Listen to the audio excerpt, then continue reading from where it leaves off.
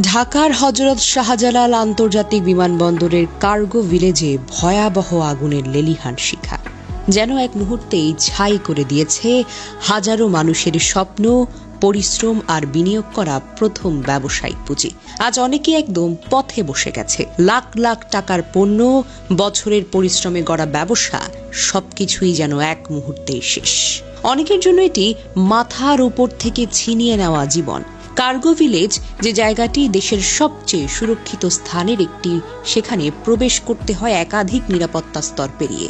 সেখানে কিভাবে আগুন লাগলো? কোনো অঘটন নাকি অন্য কোনো গভীর ষড়যন্ত্র? এত সুরক্ষা, এত সিসিটিভি, এত নিরাপত্তার মাঝেও এমন ভয়াবহ আগুনের উৎস কোথায়? এই কার্গো ভিলেজ মূলত আন্তর্জাতিক বাণিজ্যের হৃৎপিণ্ড।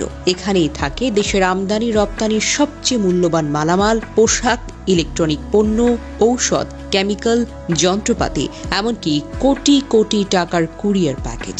প্রতিদিন এখান দিয়ে দেশ ছাড়ে হাজার হাজার রপ্তানি পণ্য, আর ঢোকে বিদেশ থেকে আসা ব্যবসায়িক চালান। অর্থাৎ কার্গো ভিলেজে আগুন মানে শুধু ভবন নয়, দেশের অর্থনীতির বুকের উপর আগুন।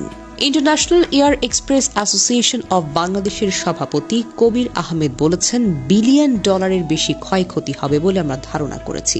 এয়ার এক্সপ্রেস ইউনিট পুরোপুরি পড়ে গেছে। আরেকজন C&F কর্মচারীর কণ্ঠ কেঁপে উঠেছে।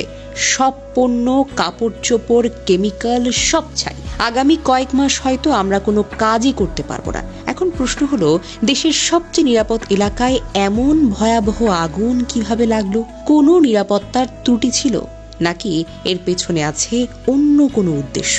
কোটি কোটি টাকার এই ক্ষতির দায় নেবে কে? যাদের ঘরে আজ কোনো খাবার নেই, ব্যবসা শেষ, তাদের পাশে কে দাঁড়াবে? এ আগুন শুধু কার্গো ভিলেজকে পুড়িয়ে দেয়নি, এটি পুড়িয়ে দিয়েছে অসংখ্য স্বপ্ন, ঘাম আর বিশ্বাসের ভিত্তি। প্রশ্ন এখন একটাই, এই আগুনের প্রকৃত কারণ জানতে কি পারবে রাষ্ট্র, নাকি সব আগের মতোই তদন্ত চলছে, এই শব্দের মাধ্যমে শেষ হয়ে যাবে?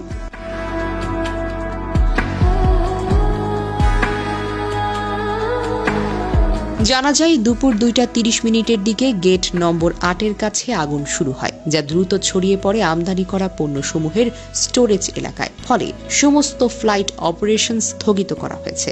আকাশপথ বন্ধ হয়ে গেছে। ধোঁয়ায় কালো মেঘ ছড়িয়ে পড়েছে চারিদিকে, যা দূর থেকেও দেখা যাচ্ছে।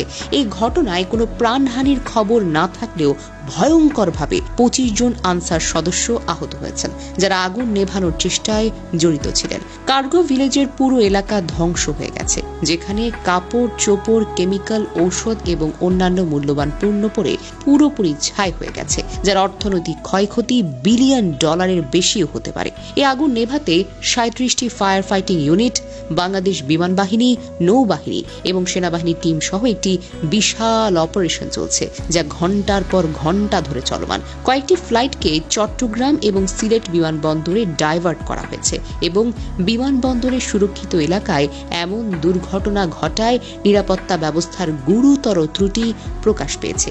এই ভয়ঙ্কর পরিস্থিতিতে ব্যবসায়ীদের লাখ লাখ টাকার পণ্য নষ্ট হয়েছে, অনেকের জীবিকা বিপন্ন এবং দেশের এক্সপোর্ট ইম্পোর্ট সেক্টরে দীর্ঘমেয়াদী এর প্রভাব পড়তে পারে, যা সত্যি হৃদয় বিদারক।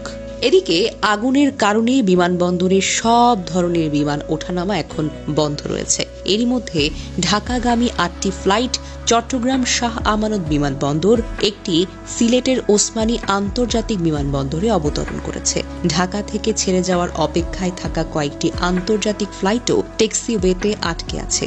এখন পর্যন্ত ফ্লাইট রেডারে শাহজালাল বিমানবন্দরে বন্ধ দেখাচ্ছে বিমান চলাচল। তবে বিমানবন্দর কর্তৃপক্ষ জানিয়েছে, যাত্রীদের নিরাপত্তাকে সর্বোচ্চ গুরুত্ব দেওয়া হচ্ছে। কার্গো ভিলেজ এলাকার আগুন পুরোপুরি নিয়ন্ত্রণে আসার পর স্বাভাবিক ফ্লাইট চলাচল পুনরায় শুরু হবে।